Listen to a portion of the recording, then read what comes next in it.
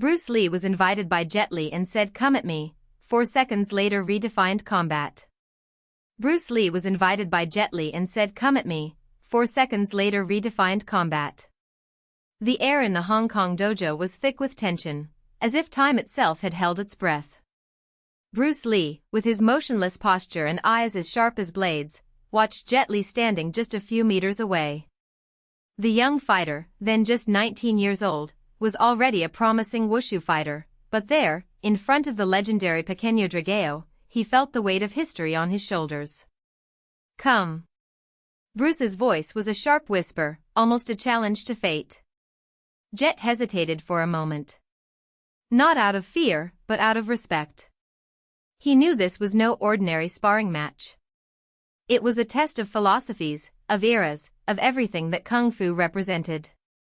But when Bruce repeated the command, now with a slight smile on his lips, "Come on, Jet. Show me what you've learned," the young man couldn't refuse. The first move was a feint. Jet lunged forward with one leg, simulating a roundhouse kick, but Bruce didn't move. Didn't even blink. Then, in the blink of an eye, Jet spun his body around, throwing a lightning-fast punch towards Bruce's chest. The coup never arrived. In less than 4 seconds, the world seemed to slow down. Bruce dodged with a minimal tilt of his torso, as if the air around him was pushing him to the side. His left hand intercepted Jet's wrist in a precise packsaw, redirecting the force of the punch into the void. Before Jet could react, Bruce's right foot was in motion, a restrained but lethal side kick that stopped inches from the young man's stomach. If it had been a real fight, Jet would have been on the ground, out of breath. But the real blow came later. Bruce didn't back down. Instead, he moved forward, placing himself so close to Jet that their noses were almost touching. With his hand still holding his opponent's wrist, he muttered, "You fought with the body. I fought with the mind." Jet felt the weight of those words. He had trained for years to master forms, techniques, sequences, but there, in front of Bruce, he realized that Kung Fu wasn't about movements. It was about answers. About adapting in an instant, about anticipating before a thought even forms. Combat isn't a dance, Jet. It's a conversation. And you're still trying to memorize the words instead of listening to what the other person is saying. The young man lowered his head, not out of shame, but out of understanding. Bruce released his wrist and took a step back, relaxing his shoulders. Train this. Not the muscles. The instinct. When you stop thinking, you will start to really fight. Jet nodded, and in that moment, something changed inside him. He was no longer the same fighter who had entered the dojo. Bruce Lee, with those 4 seconds, had rewritten the rules of combat, not with force, but with a clarity that only true masters possessed. Years later, when Jet Li was already a martial arts star in the movies, he would still remember that day. Not as a defeat, but as the moment he learned that true mastery was not in beating your opponent, but in understanding yourself. And so, the legend of Bruce Lee continued to echo, not just in the ring, but in the soul of every fighter who dared to seek something beyond technique. End. The legacy in motion. The years passed like a whirlwind, and Jet Li, now a revered name on screen and mat, carried with him the lesson of that day in Bruce Lee's dojo. But the world of martial arts was not just about profound teachings and moments of enlightenment, it was also a battlefield where egos, ambitions, and traditions collided. In Hong Kong, as his stardom grew, Jet realized that Bruce Lee's shadow still loomed over him. Not as a burden, but as an expectation. Critics compared his movements, his speed, his presence. "Is this the new Bruce Lee?" they asked. He was smiling, but inside, he felt the challenge. "I didn't want to be an echo. I wanted to be my own voice." It was in an international tournament, years later, that the conflict materialized. A Russian fighter, Viktor Petrov, undefeated in Sonda competitions, publicly challenged him. It wasn't just a fight, it was a statement. Petrov represented brute force, the Soviet school of combat, where technique was subordinated to physical resistance. Bruce Lee was fast, But I'm ruthless, he said in interviews, with a sharp-toothed smile. And you, Jet Li, are just an actor who pretends to know how to fight. The ring was set up in a packed stadium. The crowd roared, but Jet, standing in the corner, took a deep breath. He remembered Bruce's words, when you stop thinking, you will start to really fight. It wasn't about beating Petrov. It was about proving something to yourself. The gong sounded. Petrov charged like a bull, his fists swinging in broad strokes calculated to crush. Jet dodged at the last second, feeling the wind from the punch pass close to his face. He didn't counterattack. Observed. Petrov was strong, yes, but predictable. His every move followed a pattern: 1, 2, low kick, hook. Jet let him expend energy, dodging fluidly, as if dancing. In the second round, Petrov started to sweat. His strikes lost precision. Jet saw the opening, a second of hesitation after a high kick. It was then that he attacked.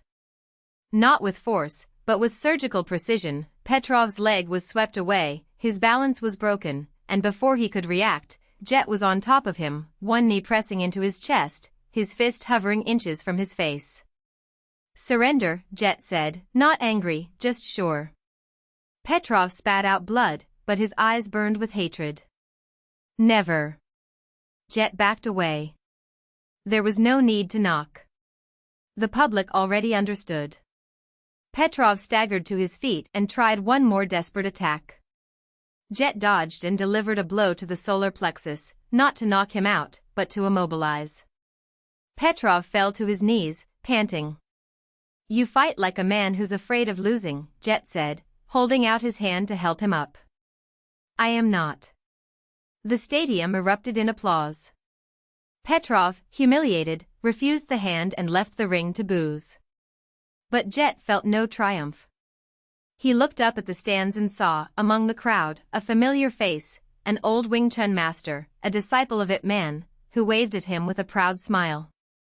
Later, in a quiet bar near the port, the master approached. Bruce would be pleased, he said, placing a cup of tea in front of Jet. You understand what he means. It's not about defeating others. It's about not being defeated by yourself. Jet took a sip, feeling the heat of the drink. What if I'm still afraid? The master laughed. We all do. But great fighters don't let fear paralyze them.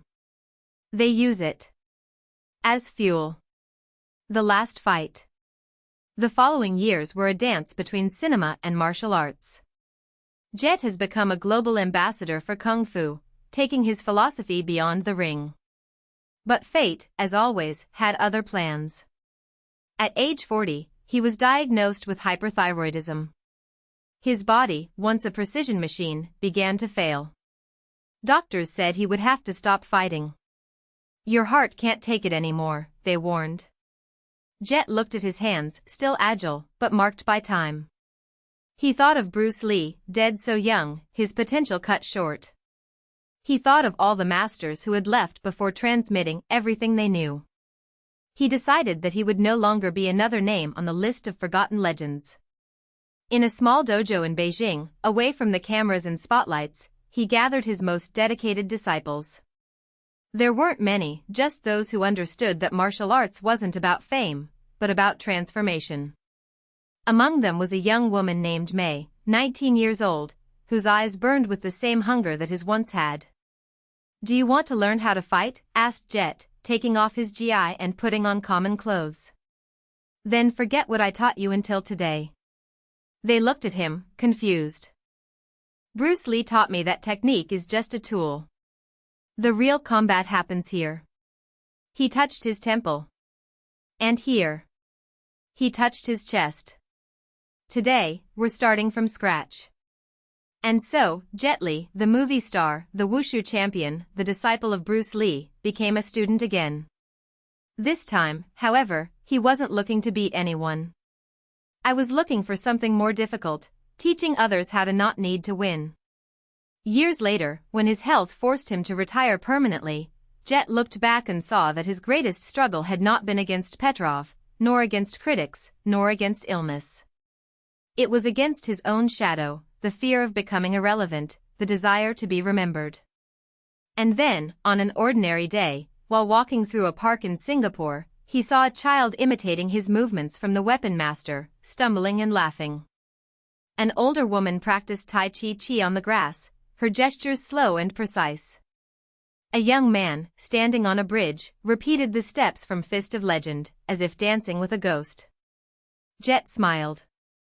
It wasn't about him anymore. It was about what he had helped perpetuate. The legend of Bruce Lee had not died. Nor his. They had become part of something bigger, an invisible chain that linked generations, a reminder that, in the end, martial arts was not about fighting. They were about living. End. The Dragon's Last Breath.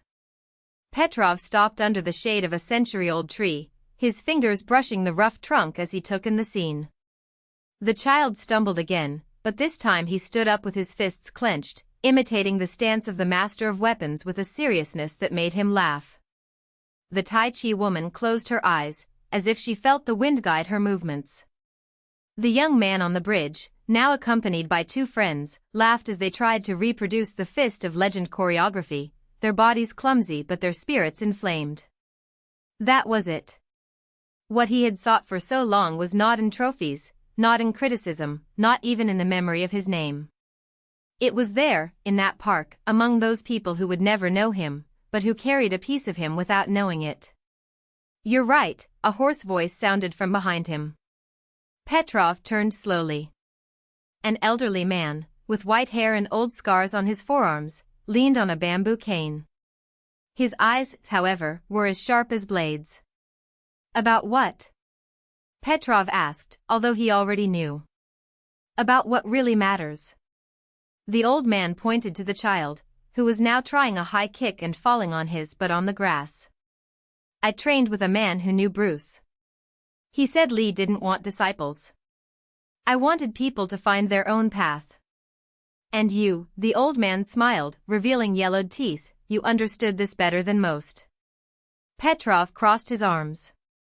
"I don't know if I understand. I just know that I don't want to be forgotten." "Forgotten?"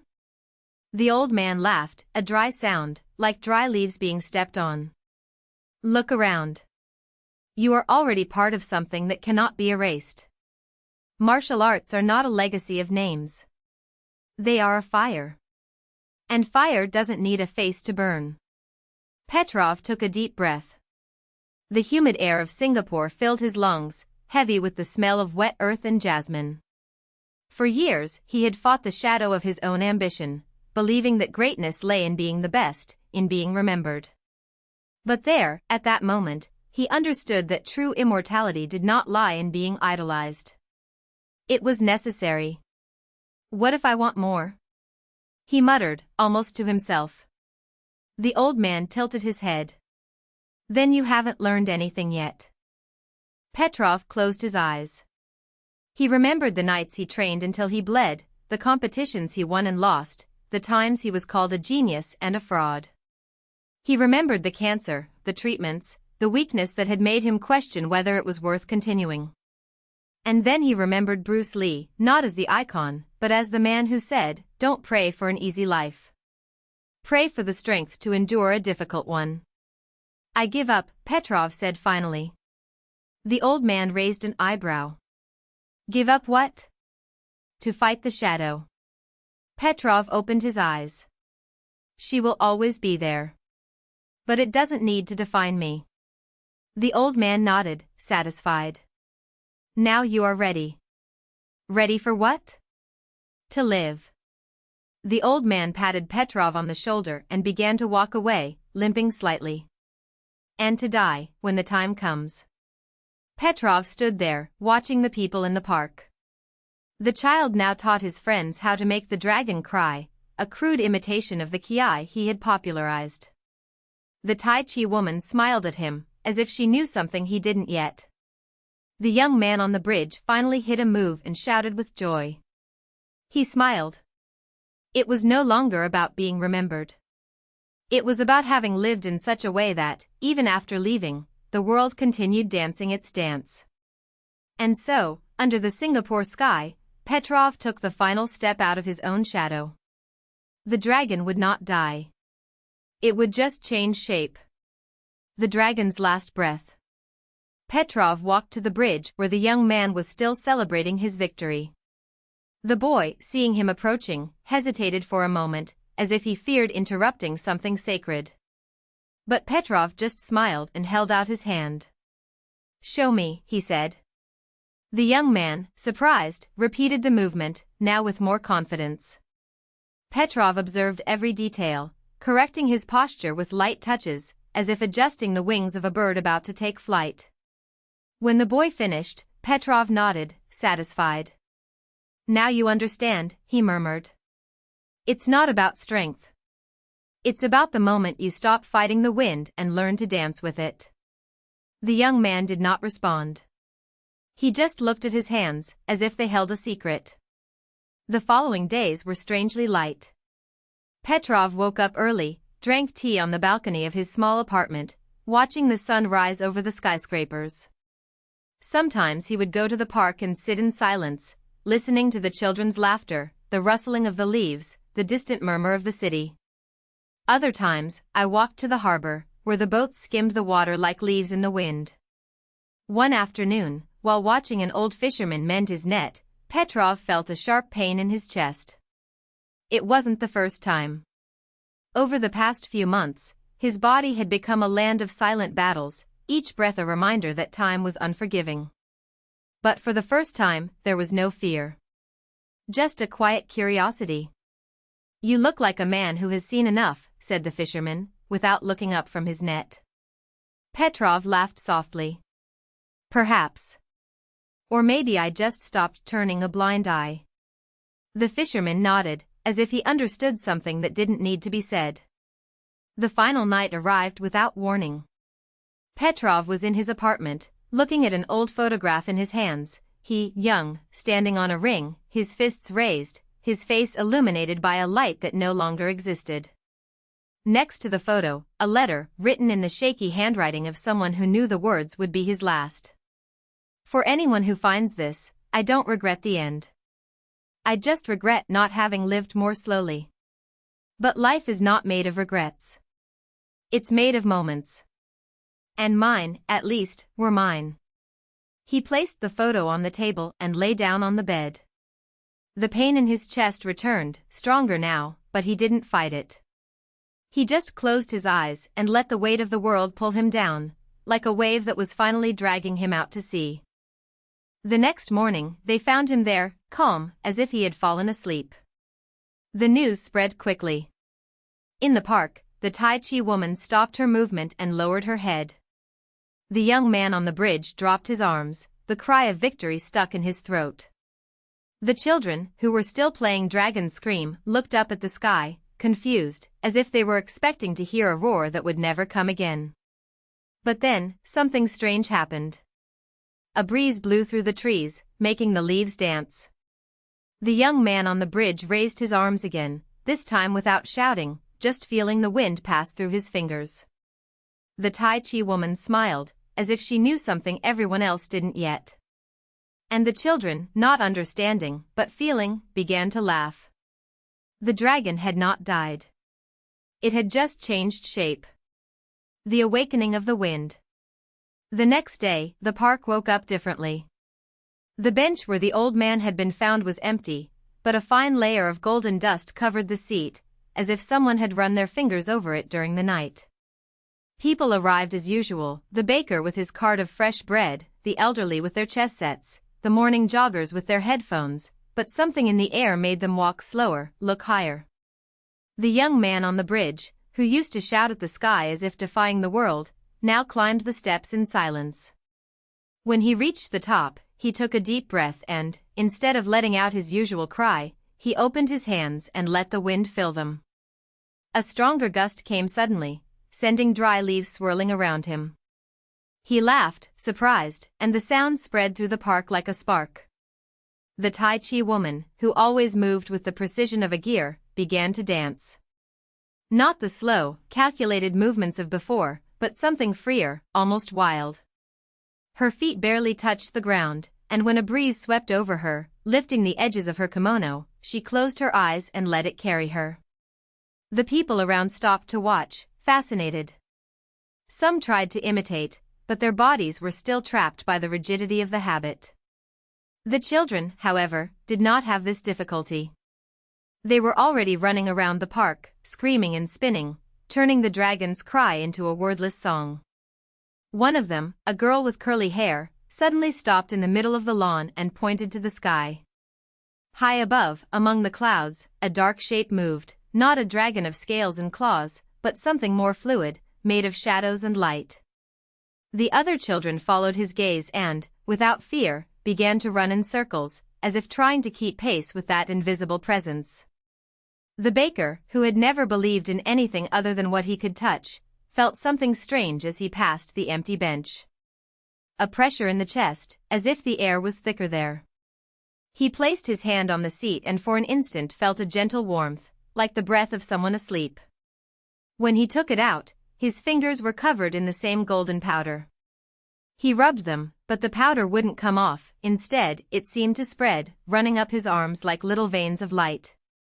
By afternoon, the park was unrecognizable. The trees swayed in unison, as if dancing to music that only they heard. The birds did not fly in flocks, but in spirals, drawing shapes in the sky that broke and remade themselves. And the people had stopped talking. Not out of sadness, but because the words seemed unnecessary. They looked at each other and smiled, as if sharing an ancient secret. That night, when the last visitor left the park, the street lights went out by themselves. And then, from above, came a sound, not a roar, but a whisper, like wind rushing through a crack. The leaves of the trees rustled in response, and for a brief moment, the silhouette of a dragon formed among the branches, its eyes shining like distant stars. But when someone tried to look directly, the shape fell apart, leaving only the wind. And the wind, now, carried stories. The next day the park was full again. People returned to their routines, but something about them had changed. The young man on the bridge no longer screamed, he listened. The Tai Chi woman no longer danced alone, she taught. And the kids never stopped laughing. The dragon no longer needed to be seen. He was already in everything.